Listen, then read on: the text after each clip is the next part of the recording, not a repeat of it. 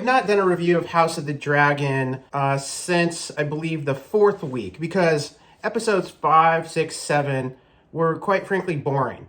And I thought, okay, well, they stretched this out to 4 seasons. It's supposed to only be 2 or 3 originally, because the story is short. Here's the book right here. It's not that long. I thought, okay, this is going to be an amazing second season finale.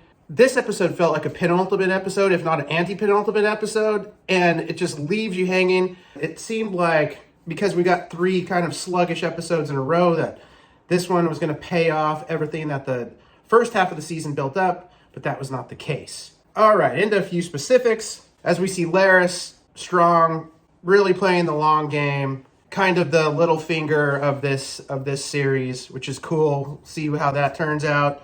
I don't want to spoil anything. Ulf is hilarious, and I love his pairing with the very serious other newfound dragon rider, who's the complete opposite of him. I'm going to look forward to seeing them in battle and hopefully having some camaraderie between each other, even though completely different types of guys. This is where I'm going to put my screenwriter hat on. George R. R. Martin is the master of developing characters in his head or in his notes before he ever really puts pen to paper for the story, creates the characters, puts them in an environment, and then puts them in precarious or unexpected situations that are nearly impossible for anybody to deal with. And these characters' features really shine through those situations, beating against the walls of the environment.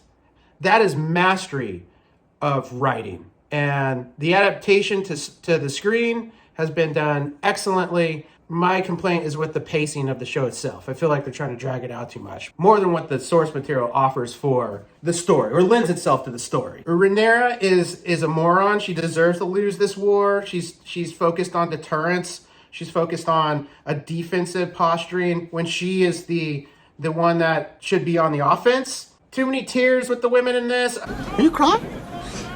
No.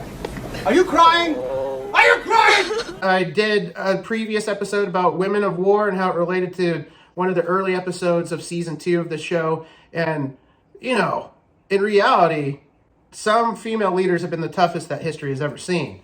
Not these 2 weaklings that we see in this series.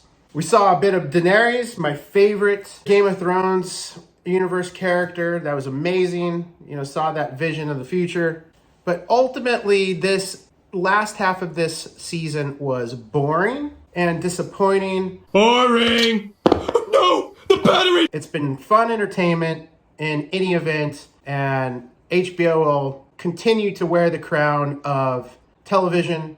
And my God, this is such a amazing relief after watching The Acolyte on Disney Plus, or as many people call it, D+.